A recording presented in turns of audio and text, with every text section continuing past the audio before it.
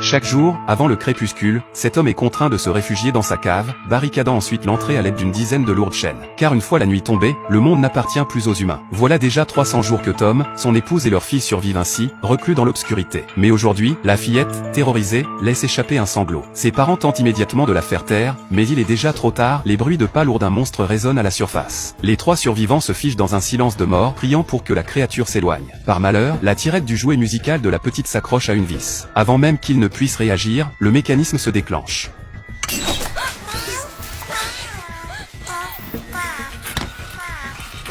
Tom s'empare précipitamment de la poupée et en arrache le boîtier sonore, mais la bête les a manifestement déjà repérés. La porte du sous-sol subit de violents assauts d'une force inouïe, brisant les chaînes les unes après les autres. Dans un élan de survie, Tom saisit une barre de fer et frappe la créature avec acharnement, parvenant à la repousser temporairement. Profitant de ce court répit, sa femme referme la porte en toute hâte, tandis que Tom la bloque fermement avec la barre de fer. Cet effort surhumain accompli, il s'effondre sur le sol, épuisé. L'horreur de cette créature dépasse de loin tout ce qu'ils auraient pu imaginer. Un long silence s'installe à l'extérieur. Ils commencent à espérer que la chose soit partie, quand soudain, la lourde porte s'effondre dans un fracas.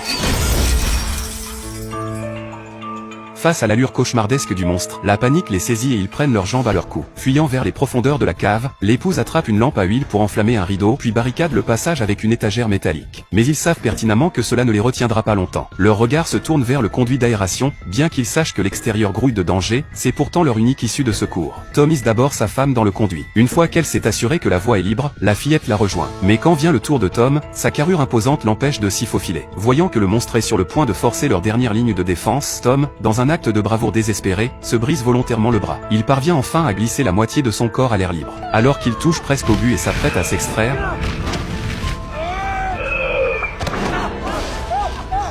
la bête agrippe violemment sa cheville. Tom comprend que c'est la fin pour lui. Le monstre le tire inexorablement vers le fond de la cave, impuissante.